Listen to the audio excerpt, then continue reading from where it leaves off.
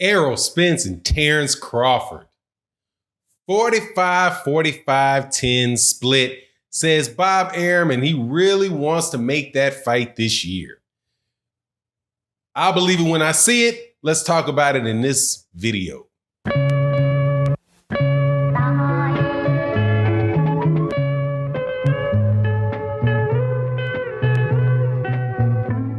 Welcome back to Fanon International Boxing. Hit that subscribe, hit the like, share the videos. Definitely check out our live streams that we do Monday through Friday. Check out the Patreon. Now let's get into this video. All right.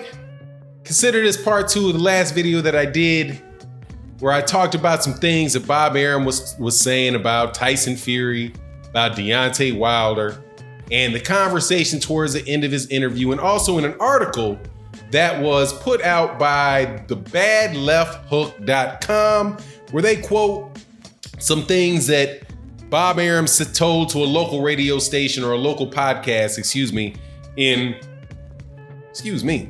in Las Vegas. So he says that Terence Crawford is going to be fighting sometime in November timeframe, that he wants him to go to Omaha, Nebraska, because he believes that, he's the franchise in Omaha, Nebraska, that he doesn't think that his next fight is going to be on pay-per-view because it would be a limited audience, and that, it'll be on ESPN, that he really wants to make the fight with Errol Spence Jr., and that he had real mixed conversation about whether or not he talked to Errol Spence Jr.'s team or not. Because in the interview with Helen Yee, shout out to Helen Yee, great job of reporting, Miss Yee or Mrs. Yee. He says that he originally says that he hasn't talked to him.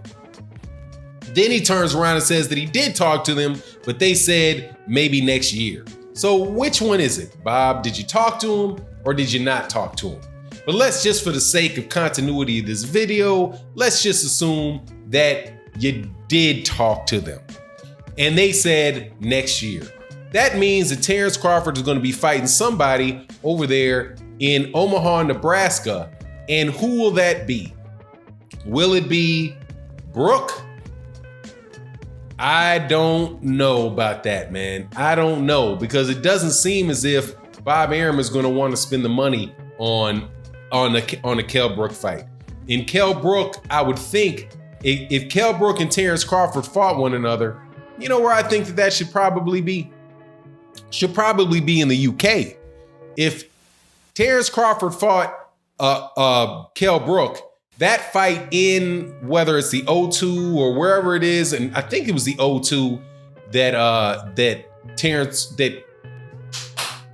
Errol Spence Jr. fought Amir Khan, that would be a good place for that fight. But seeing as they want to have that in Omaha, Nebraska, more than likely it's going to be somebody, like the Green Machine, Aegis, or maybe the other guy, I want to say Busputin, but it's another guy at 100, one of those top ranked guys that are at 147 pounds, right?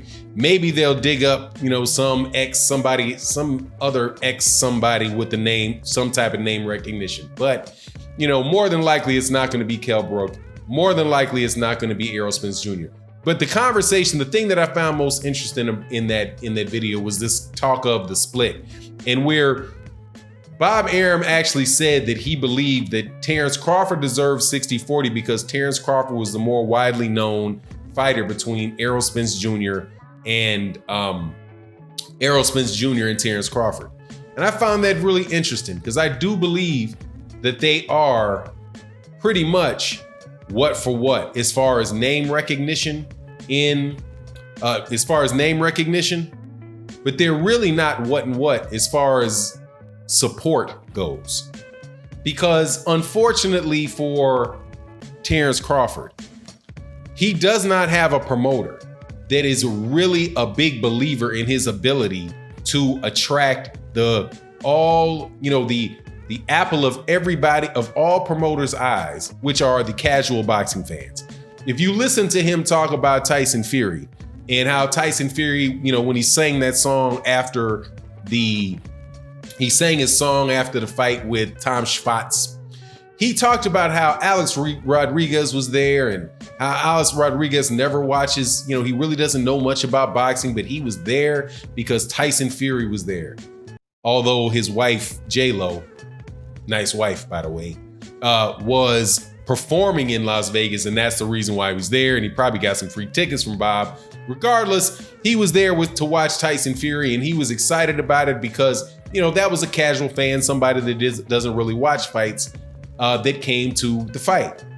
Now, he also mentioned some other people, so a doctor that he worked with or somebody like that, somebody that was a manager at a hospital or ran a hospital that also was in Vegas doing some gambling or something. And he watched the Tyson Fury fight and he was really amazed. So Bob Arum obviously does not feel like Terence Crawford is somebody that can attract the casual boxing fan or not even casual boxing fan, the non-boxing fan to the events. And so he needs to send Terence Crawford to Omaha, Nebraska, where everybody knows him because it's a small, it's not it's a state. It is, because it's an area where he's a local celebrity and he can attract people, to the fight in Omaha, Nebraska. Doesn't have the confidence in him to be, to put the type of marketing behind him like he has Terence Crawford. Like he has Tyson Fury. This would be doubly evident if I actually believed the lies that they were telling about how much money Tyson Fury's getting paid, right? If I believed he was getting $12 million a fight, whatever, then yeah, I would be able to say, and you can tell by how much money they're paying Tyson Fury versus how much money they're more than likely paying Terence Crawford. My understanding is that Terence Crawford was getting somewhere near $2 to $3 million a fight with his new deal, guaranteed money from Top Rank, and ESPN deal.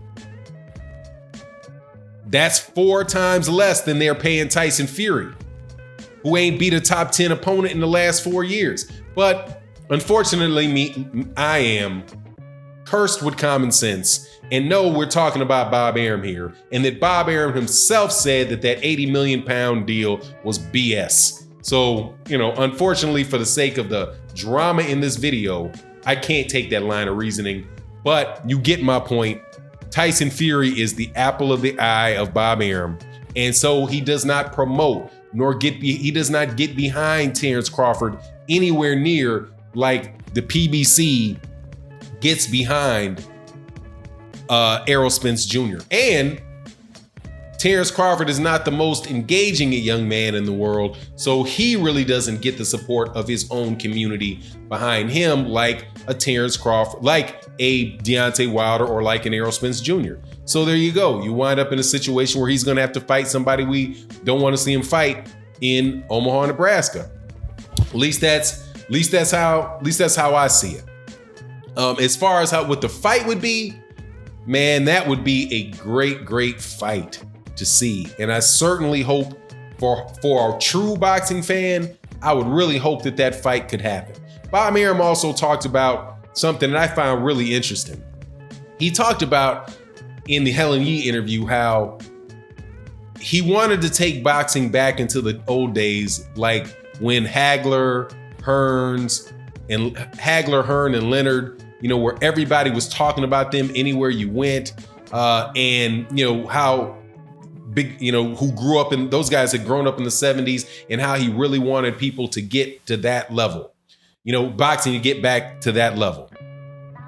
And I thought to myself when I heard that, if Hagler, Leonard, and Hearns were around today and they were fighting, there's no way on this planet Bob Arum would be promoting them. He can say whatever he wants. He would not be promoting and pushing Thomas Hearns, who, by the way, in a lot of ways reminds me of a Deontay Wilder, or a Hagler, who reminds me in some ways of an Errol Spence Jr., or a Terence Crawford, who is the talent level of and reminds me in some ways of a Sugar Ray Leonard. There's no way that he would be pushing these guys to be the names out in the sports world. he would be pushing Jerry Cooney and he would be pushing Ray Boom Boom Mancini. Let's be real with it. So when this dude said that, I was like, oh, okay, yeah, all right, whatever, man. If you wanted to go back like the olden days, let the best fighters fight. Get the best fighters, pub the best fighters, pub the guys that really are the best fighters. Don't put Vasyl Lomachenko in the ring in the first round, try to manufacture this guy into some great appeal. You're trying to make these guys superstars. These other guys became superstars because they fought each other, not because of the marketing. Yes, the marketing of Sugar Ray Leonard, in my opinion, really started with Muhammad Ali, because Sugar Ray Leonard was the new golden boy that came in after Muhammad Ali stars started to fade. Once he was in the twilight of his career in the late 1970s, you have an Olympic gold medalist in 1976 who signs with Top Rank and Bob Arum, and there he's able to ride that Ali wave. He even had the tassels like Ali. But the thing with him is he could fight, and he fought everybody, with the exception of obviously the Hawk, Aaron Pryor. But I just don't believe that Bob Arum would be willing to do that with those type of guys right now. He would be out there trying to sell Tyson Fury Tom Schwartz. Anyway, it is what it is. Let me know what you think in the comment section. And with that, I'm out. Peace.